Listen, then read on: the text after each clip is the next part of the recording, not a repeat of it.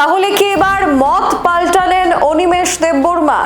প্রদ্যুৎ কিশোর দেববর্মনের বয়ান অনুযায়ী দিল্লিতে বিজেপির হাত ধরার জন্য নয়, নিজস্ব কাজে গিয়েছেন অনিমেষ দেববর্মা। তাছাড়াও প্রদ্যুৎ কিশোর দেববর্মনের পক্ষ থেকে বলা হয় যে তিনি নাকি প্রত্যেক দিন প্রতি মুহূর্তে অনিমেষ দেববর্মার সাথে ফোনালাপে রয়েছেন, যোগাযোগে রয়েছেন, এবং অনিমেষ দেববর্মা নাকি আশ্বাস দিয়েছেন প্রদ্যুৎ কিশোর দেববর্মনকে যে তিনি প্রদ্যুৎ কিশোর দেববর্মনের সাথেই রয়েছেন।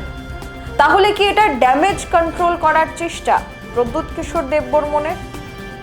তাহলে যে গুঞ্জন অনিমেষ দেববর্মাকে নিয়ে চারিদিকে ছড়িয়ে পড়েছে, যেখানে বিধানসভার গুরুত্বপূর্ণ বাজেট অধিবেশন ছেড়ে দিল্লি যেতে হলো অনিমেষ দেববর্মাকে, সেটাকে ব্যক্তিগত কাজ হিসাবে নাম দিলেন প্রদ্যুৎ কিশোর দেববর্মন।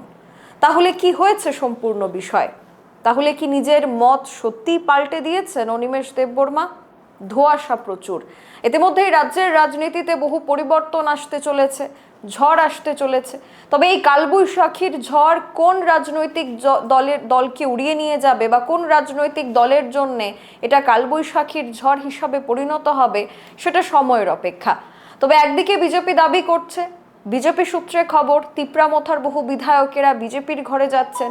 আবার এদিক থেকে দেখা যাচ্ছে তিপ্রামথার পক্ষ থেকে বলা হচ্ছে একজন বিধায়কও তিপ্রামথা ছেড়ে অন্য কোনো রাজনৈতিক দলে যাবে না। তার পাশাপাশি এটাও বলা হয়েছে যে অনিমেষ দেববর্মা ইতিমধ্যেই প্রদ্যুৎ কিশোর দেববর্মনের সাথে আলাপচারিতায় রয়েছেন।